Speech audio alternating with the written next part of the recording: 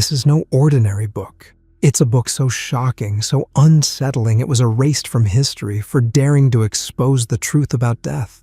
For centuries, its ideas were buried, and for good reason. They challenge everything we've been told. In these pages, death is stripped of its mystery and revealed as a force that shaped societies, driven empires, and carved out entire belief systems. Let us dive into the story they didn't want you to read. A tale so powerful it might just change how you see everything. The hidden market of death and dying. Death. It's the one thing everyone shares, but nobody really likes to talk about. This book, forgotten by history for more than a decade, tore into the topic in a way that made people squirm. It didn't just question what we think about death. It questioned why we think the way we do. And trust me, it's not pretty. Buried in its pages lies a truth so unsettling it will change how you see life and death forever. The book starts by flipping the whole "death is just the end" thing on its head. Instead, it dives into how death has been turned into a big, messy power play. From ancient times to right now, death has been used to control people. Think about it. Religions offer heaven or hell. Politics promise monuments, or remember your name kind of fame. And even society pressures you to live a certain way because of what's at stake when you're gone. Scary, right? The fear of death gets a whole chapter. It's not just about being scared of what's next. It's the fear of being forgotten, like you never mattered. That fear, it's driven by some of the most incredible stuff humans have ever done. Think pyramids, paintings, poems, even technology.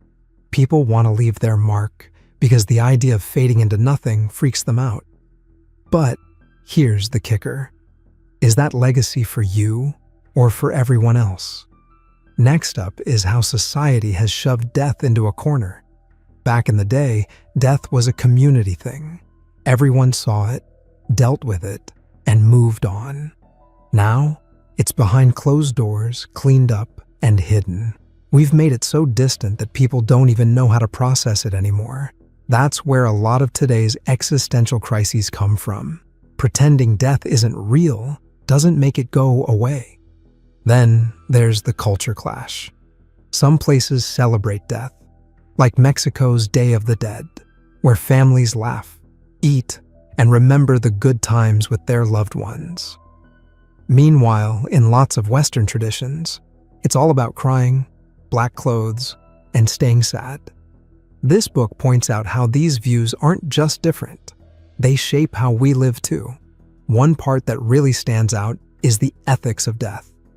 This is where things get heavy. Euthanasia, deciding to eliminate himself. The death penalty. Who gets to decide when life is over? The book doesn't pretend to have all the answers, but it makes you think hard about how much control anyone really has. It's not just about laws or morals. It's about how society's rules clash with personal choices. What about the afterlife?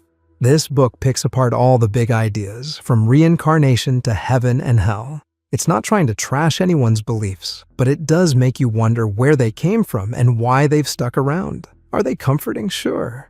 But are they also controlling? Absolutely. Here's something you might not have thought about.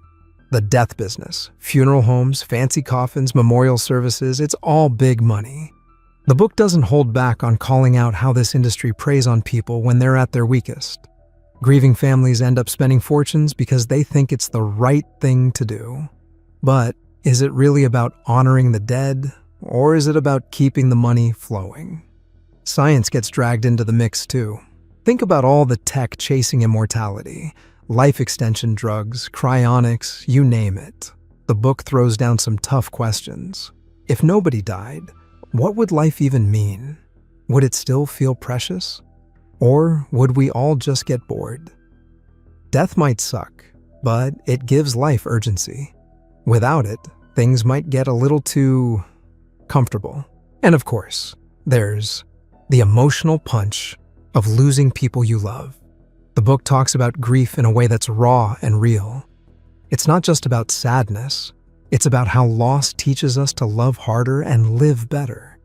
The fact that nothing lasts forever makes every moment hit harder, and that's something worth holding on to. But the conversation doesn't stop there. The book dives deeper into how cultures across the globe deal with death, and how these practices shape their worldviews. In some parts of the world, death is seen as a gateway to something greater, a transition rather than an end. In others, it's feared and avoided at all costs, a wall nobody wants to hit. These differences don't just create rituals, they mold entire societies, dictating how people think about their lives, relationships, and ambitions. The role of technology in changing our relationship with death gets plenty of attention, too. With social media, for example, profiles of the deceased remain online, creating a strange kind of digital immortality.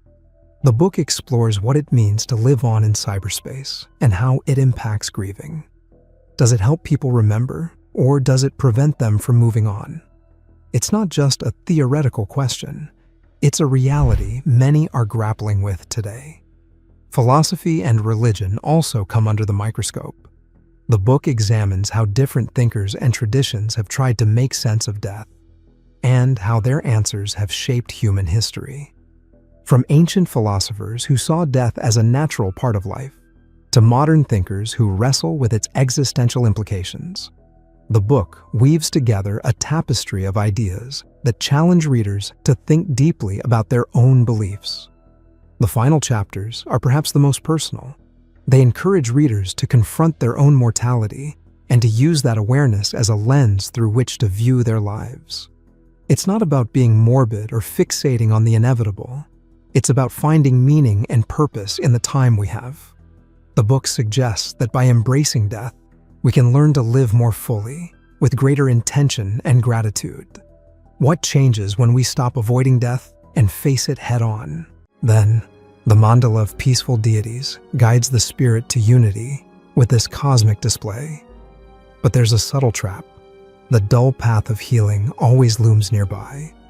The text encourages the spirit to resist that pull, saying, "At this moment, let your compassion flow. Draw back from the path that leads to delusion and the lower animal realms."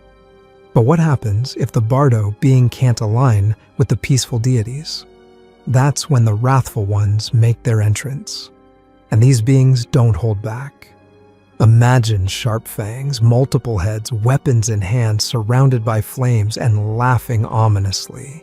Sounds terrifying? Well, that's the point. These blood-drinking deities embody raw energy, and their presence can feel like a nightmare come to life. Here's the twist, though. Even these fearsome beings are not to be feared. The text reveals that they too are pure manifestations of the mind.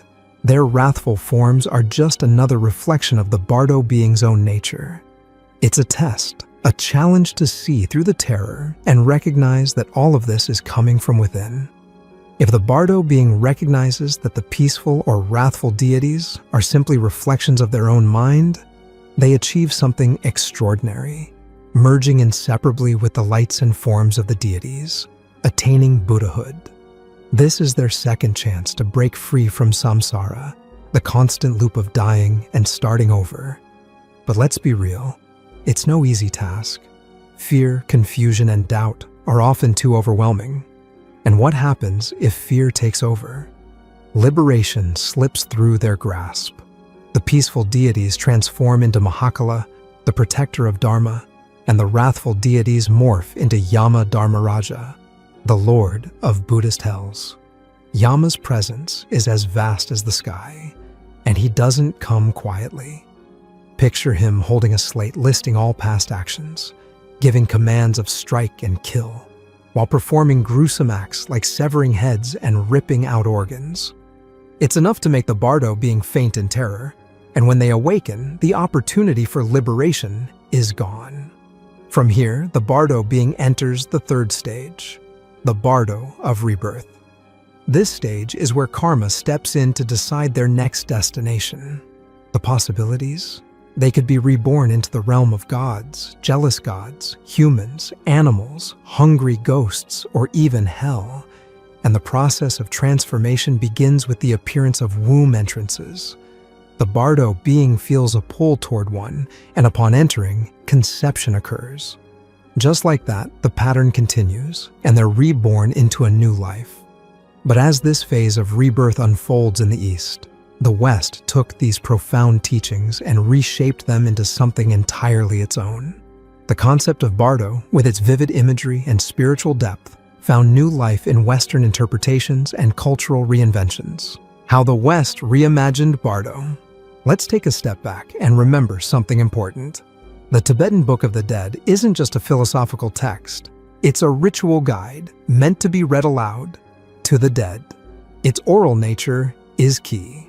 Much of the text directly addresses the deceased with lines like, "O child of Buddha nature," offering encouragement and instructions for navigating the wild and often terrifying visions of the Bardo states.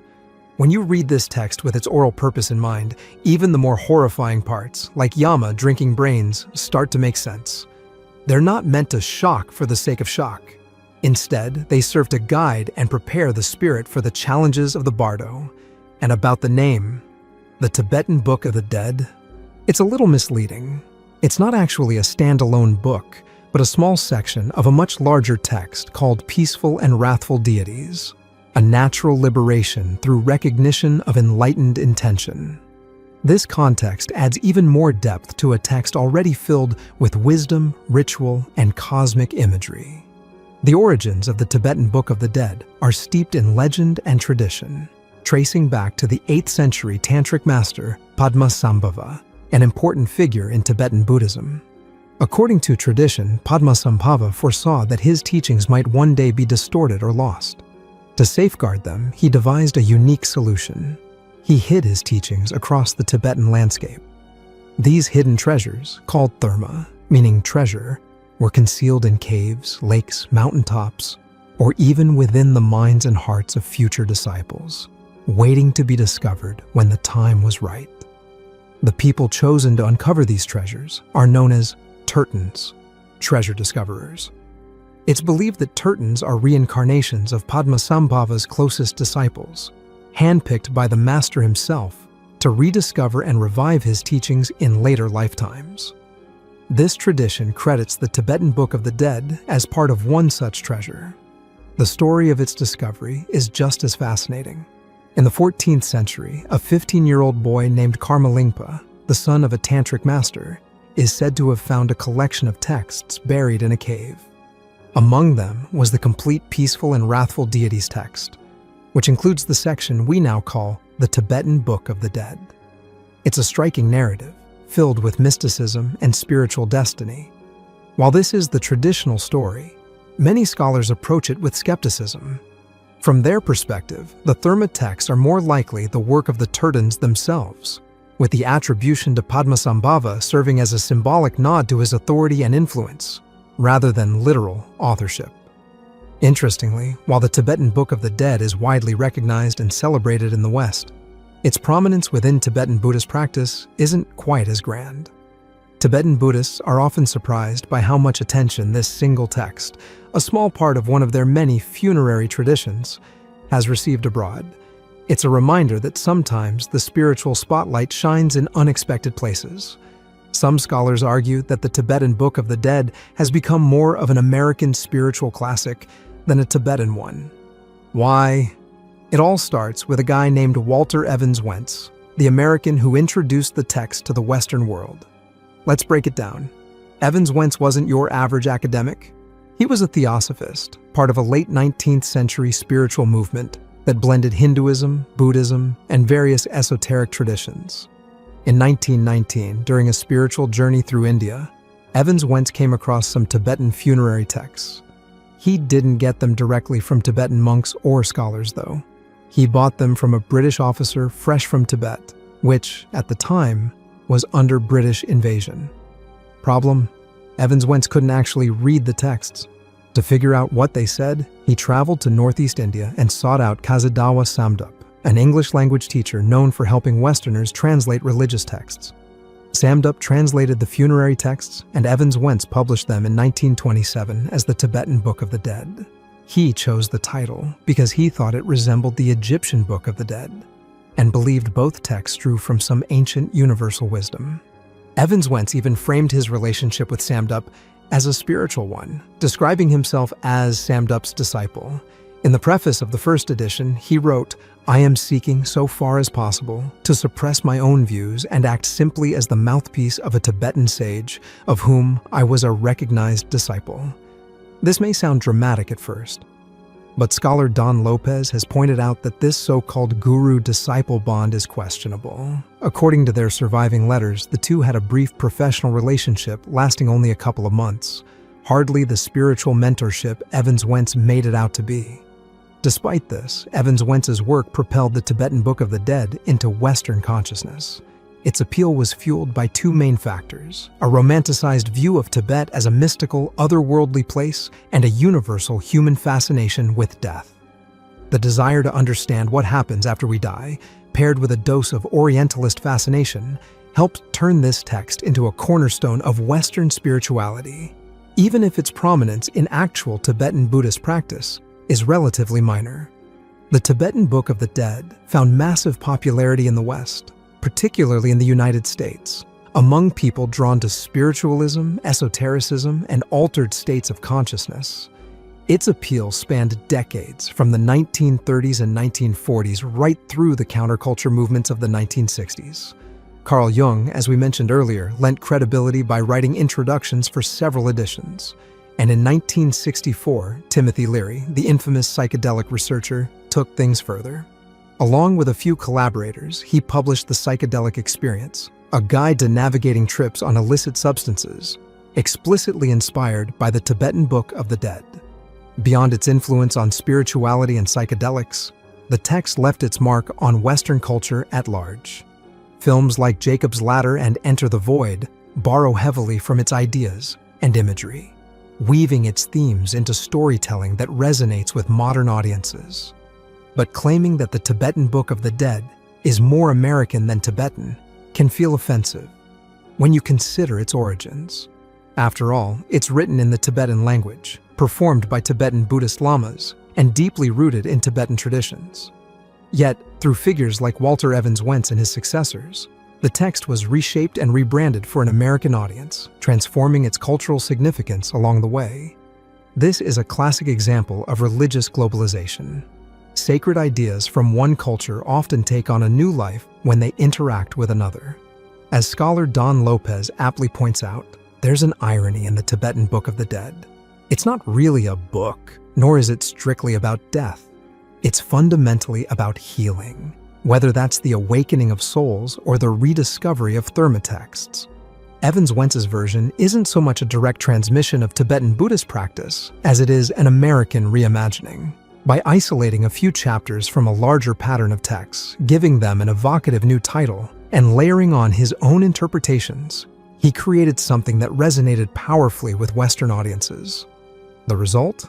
A text that continues to bridge and blur the lines between two very different worlds. As Don Lopez points out, the text is fundamentally about Buddhist rebirth. Yet, for American audiences, it's often read as a psychological or even psychedelic guide.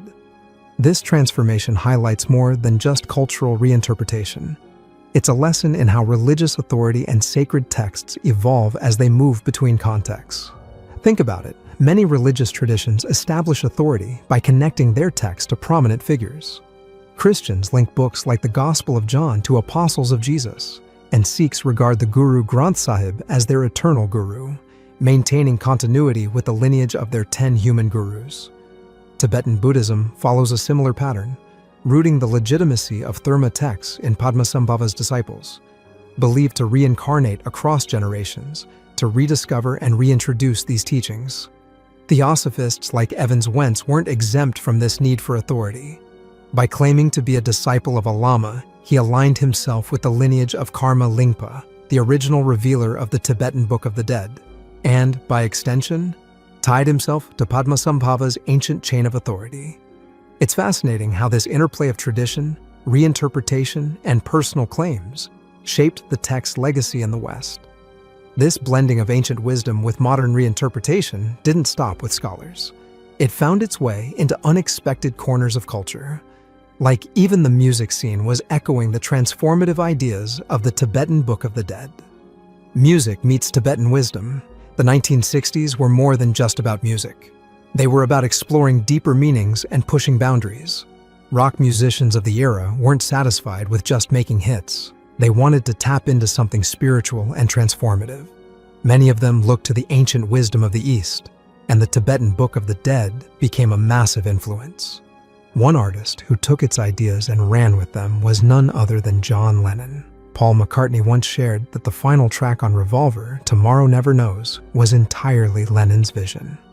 During this period, some illicit substances were making waves, and Lennon had gotten his hands on Timothy Leary's version of the Tibetan Book of the Dead. The ideas in the book fascinated him. Unlike the traditional British view of death as something dull and final, the text described death as a transformative journey. It compared dying to an epic voyage, similar to how the ancient Egyptians prepared their dead for the afterlife. For Lennon, this idea was electrifying. With those illicit substances opening his mind to new perspectives, the themes of the book resonated even more. It inspired him to create a song that captured the essence of these ideas. Tomorrow Never Knows became a bold and trippy exploration of life, death, and the unknown. It was Lennon channeling the wisdom of an ancient text into something revolutionary. The book itself contains one of its most famous lines: "Whenever in doubt, turn off your mind, relax, float downstream." Sound familiar? That's because John Lennon borrowed it and transformed it into the lyrics of his first psychedelic anthem, Tomorrow Never Knows. But Lennon didn't want to go full philosopher without a little twist. He knew the best way to weave spirituality into music was to add a touch of playfulness. As he explained, "That's me in my Tibetan Book of the Dead period. I took one of Ringo's malapropisms as the title to sort of take the edge off the heavy philosophical lyrics." And just like that, a deep spiritual concept became part of a song that was as trippy as it was relatable. Now, let's talk about Leonard Cohen. For some reason, the idea of him playing tennis is oddly funny, but that's exactly what the monks at a Buddhist monastery had him doing. When Cohen retreated to the monastery, the monks noticed something right away. He was too serious. Their advice? Loosen up. They sent him to the tennis courts, insisting he needed to learn how to play, not just work. This experience left a lasting impression on Cohen, who embraced the lesson wholeheartedly. Long after he hung up his racket, he shared the mantra that stuck with him: lighten up. That's what enlightenment means, to lighten up. Leave it to Cohen to turn a bit of Buddhist wisdom into something profound, yet effortlessly cool. For Leonard Cohen, the idea of separating yourself from the grind was transformative. It became the foundation of much of his later work, which radiated the sense of peace he discovered through this liberated mindset. Feeling deeply grateful for the inspiration, Cohen decided to give back in a way that felt meaningful. He lent his iconic voice to narrate a 2-part documentary series on the Tibetan Book of the Dead. It was his way of honoring the lessons and the calm it had brought into his life. Moving on to Laurie Anderson, when she and her husband, Lou Reed, connected, they were both at a turning point, reevaluating their artistic journeys and how spiritualism fit into their lives. Their relationship wasn't just about art. It was built on shared values and a deeper understanding of life. Together, they came up with 3 simple rules to live by, something Anderson says became their guideposts. "I'm just going to tell you what they are because they come in really handy," Anderson once shared. "Because things happen so fast, it's always good to have a few, watchwords to fall back on. Practical, thoughtful, and profoundly grounded, just like their approach to life and art." Laurie Anderson and Lou Reed's 3 life rules are the kind of wisdom you want to scribble down and keep forever. They went like this. 1. Don't be afraid of anyone. Now, can you imagine living your life afraid of no one? 2. Get a really good bullshit detector. And 3. Be really, really tender. With those 3 things, you don't need anything else. Simple, powerful, and timeless. Anderson added her own perspective to this philosophy by absorbing the wisdom around her and creating her own rules. For her, part of that process was diving into the Tibetan Book of the Dead. The book left such an impression that she created an album inspired by its teachings, turning ancient ideas into a modern artistic expression. It's the perfect example of blending the spiritual with the creative. Now, let's fast forward to the 1990s. Spiritualism might have been overshadowed by the rise of beer-soaked grunge, but Radiohead kept the old-school artistic spirit alive. Thom Yorke was on a mission to explore transcendence through his music, and one of his standout tracks, I Might Be Wrong, tackled the idea of moving beyond the physical world. Yorke described the track as a snapshot of a crisis moment in his life. He shared, "I used to think there was nothing left at all." He recalled a surreal experience one night while living near a beach. As he stood outside and looked back at his empty house, he saw a figure walking around inside, even though he knew no one was there. That strange presence stuck with him, and he channeled it into the song. The result is a haunting yet deeply reflective piece that captures the search for meaning in the unknown. During a chaotic chapter in his life, Thom Yorke found solace by pulling away from the noise and seeking peace in solitude. He spent his time reconnecting with nature and observing the cycle of life and death.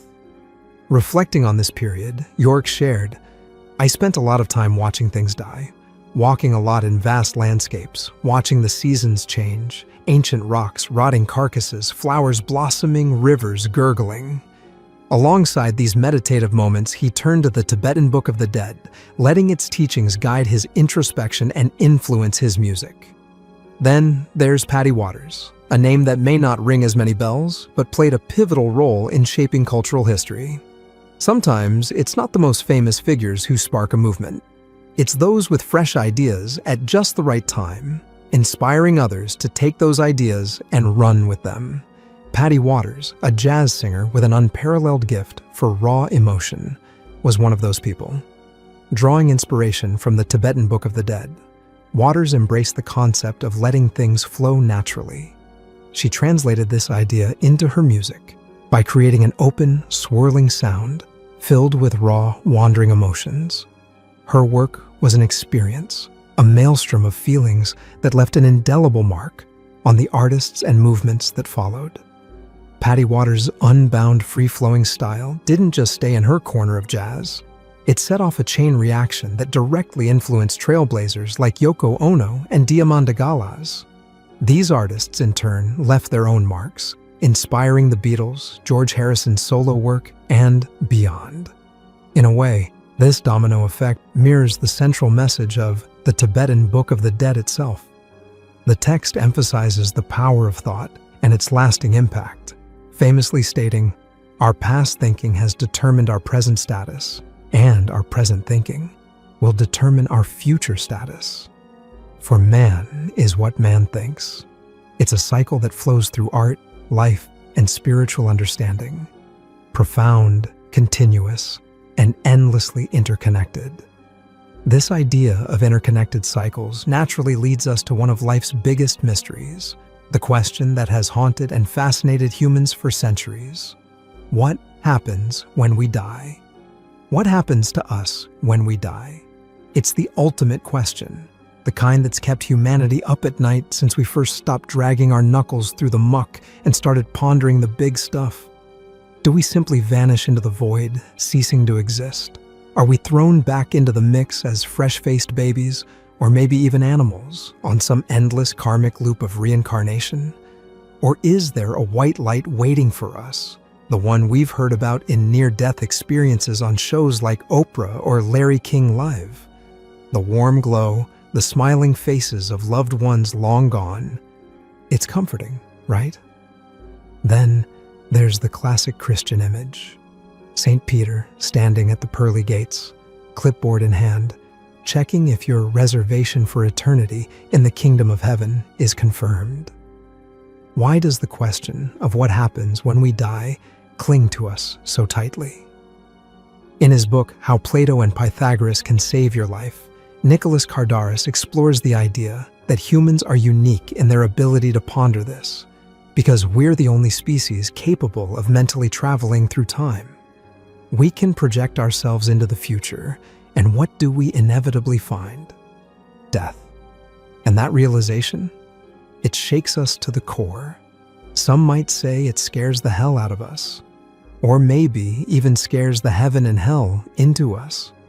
Pulitzer Prize-winning author Ernest Becker tackled this existential terror in his groundbreaking work, The Denial of Death. Becker argued that everything we create, our art, our towering buildings, our religions, and even our drive to have children, is rooted in one primal urge: to deny our mortality. It's all a way to soothe the deep-seated anxiety, what psychologists call thanatos anxiety, that there might be nothing beyond this physical existence. The common wisdom says we'll never really know what happens after we die, because no one has ever come back to tell us. But that might not be entirely true. Beyond the near-death experiences, or NDEs we've heard about, documented by psychologists like Dr. Raymond Moody in Life After Life and Dr. Kenneth Ring in Mindsight, there's another phenomenon that challenges our assumptions. It involves children who, without the drama of an NDE or the influence of hypnotic regression, spontaneously recall vivid details of past lives. These cases are rigorously studied, well-documented, and leave us wondering, could these glimpses into past lives hold the answers we're searching for? When it comes to children recalling past lives, these stories aren't about extravagant claims of being Cleopatra or Napoleon. Instead, they're far more grounded, and, in many cases, eerily specific. These kids often recount memories of ordinary people who passed away relatively recently, sometimes just months or a few years before their birth. What's truly fascinating is the level of detail. They'll name parents, siblings, and other relatives. They'll describe their previous villages, homes, or districts. They'll even recall what they did for a living, and most strikingly, provide vivid, accurate descriptions of how they died. Here's where it gets even more unsettling. Some of these children bear physical signs, birthmarks or congenital defects that match the cause of death they claim to have experienced in a past life. Often, these injuries were traumatic in nature, like scars from fatal wounds or marks where the body might have been pierced. The correlations are startling and difficult to dismiss as mere coincidence. And if you're thinking these accounts sound too wild to be true, consider this. Over 3,000 of these cases have been rigorously documented. What's even more surprising is that this research, far from being some fringe endeavor, has been conducted at a major U.S. university for more than 40 years. It's a reminder that the question of life after death may not be as unanswerable as we once thought. At the Division of Perceptual Studies at the University of Virginia, groundbreaking research into reincarnation has been ongoing for decades. Dr. Jim B. Tucker continues the work of his predecessor, Dr. Ian Stevenson, who began this research in 1967 and devoted nearly 40 years of his life to it. Stevenson traveled the globe with his team, methodically interviewing, photographing, and documenting these astonishing cases of children who vividly recalled past lives. Stevenson's dedication to rigor and accuracy was unparalleled. In his books, such as 20 Cases Suggestive of Reincarnation and Where Reincarnation and Biology Intersect, he outlined the methods his team used to verify the children's claims.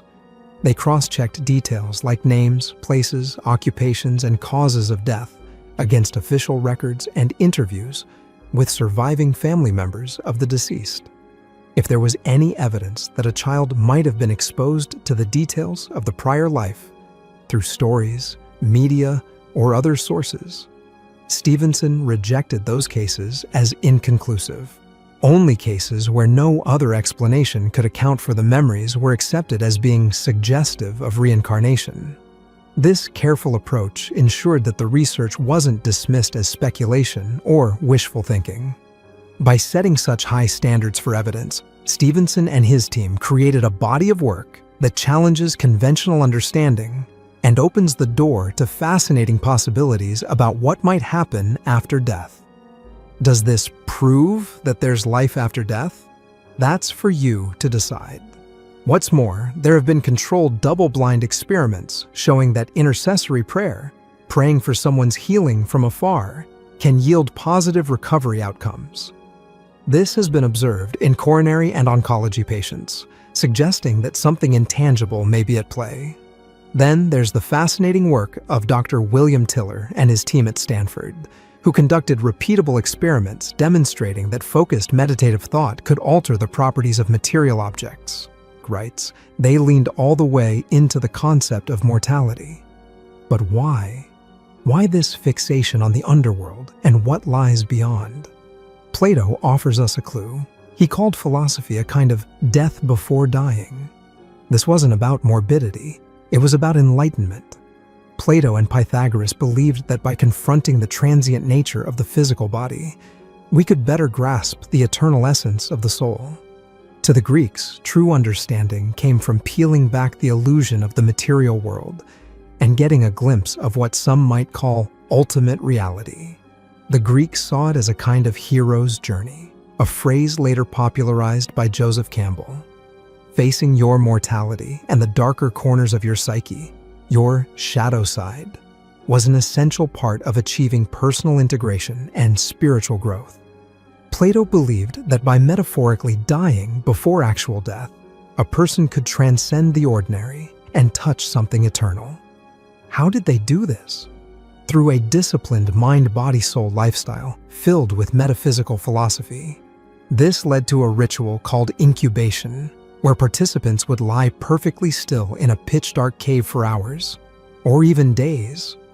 If they were adequately prepared, this process could lead to an extraordinary transformation, a feeling of shedding the physical body as a snake sheds its skin. This wasn't just spiritual fluff. The Greeks were exploring a process of personal alchemy, the kind Carl Jung later wrote about in his studies of transformation and self-actualization. They were building on insights that stretched back to the Egyptians, Babylonians, and beyond, tapping into universal truths about the interplay between life, death, and the eternal. For them, this deep dive into the shadow was more than just about understanding death. It was about discovering what it truly means to live. The real magic behind near-death experiences might lie in something profound, the dissolution of the self and a fleeting glimpse into the infinite. It's as if death acts as a release, breaking down the boundaries of our individual, ego-driven consciousness and expanding it into something much larger. When the walls of the self crumble, what's left? Is it nothingness? Or is that nothing actually everything? The boundless allness that some call ultimate reality. So, what really happens when we die? Maybe it's not an ending at all, but the start of a whole new awakening. The wild thing about Plato and Pythagoras is that they believed you didn't need to face death to experience a transformative awakening. Their teachings outlined a way of life rooted in philosophy and deep contemplation that could strip away the illusions of the material world and help you tap into something eternal. Essentially, they were handing humanity a cheat code for a life-changing, mind-blowing glimpse of the infinite no near-death experience required. It's a staggering idea, one that suggests the ultimate mystery of existence might be closer than we ever imagined. But what about people who have technically died and come back?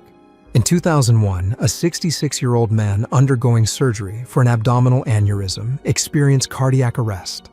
After 17 minutes of CPR, defibrillation, and medication, his vital signs were gone. The medical team declared him dead. 10 minutes later, against all odds, his surgeon found a pulse.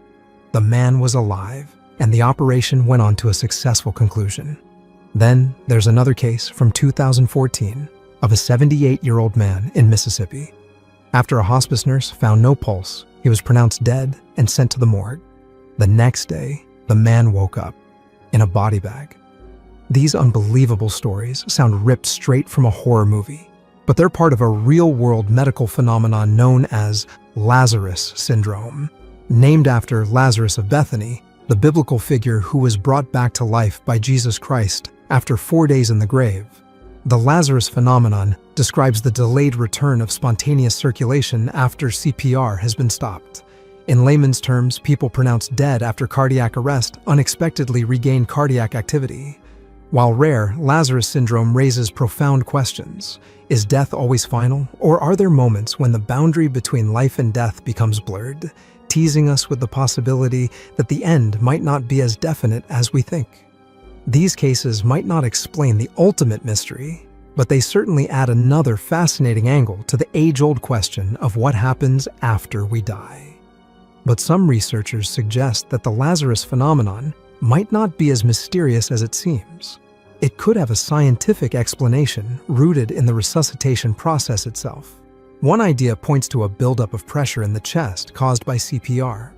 When CPR is stopped, the pressure may gradually release, allowing the heart to restart on its own. Another theory involves the delayed effects of medications like adrenaline, often used during resuscitation. As several scientists explain, drugs administered through a peripheral vein might not reach the heart effectively due to impaired blood flow during CPR. Once blood flow improves after stopping CPR, the delayed delivery of these drugs could trigger a return of circulation. Besides this, there's hyperkalemia, a condition where blood potassium levels are too high, which has also been linked to delayed return of spontaneous circulation. It's one more piece of the puzzle, suggesting a range of factors might contribute to these rare and dramatic cases.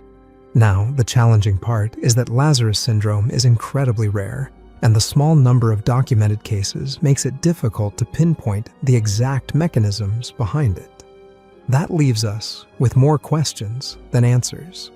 But maybe we're asking the wrong question. Instead of focusing on what might bring a patient back to life, perhaps we should consider this possibility. Were they ever truly deceased? In these extraordinary moments, the line between life and death becomes blurry, leaving us to wonder whether our understanding of death is as solid as we've always believed. Do you think the Tibetan Book of the Dead holds answers to the mysteries of life and death? Let us know in the comment. If you enjoyed the video, don't forget to hit the like and subscribe button for more.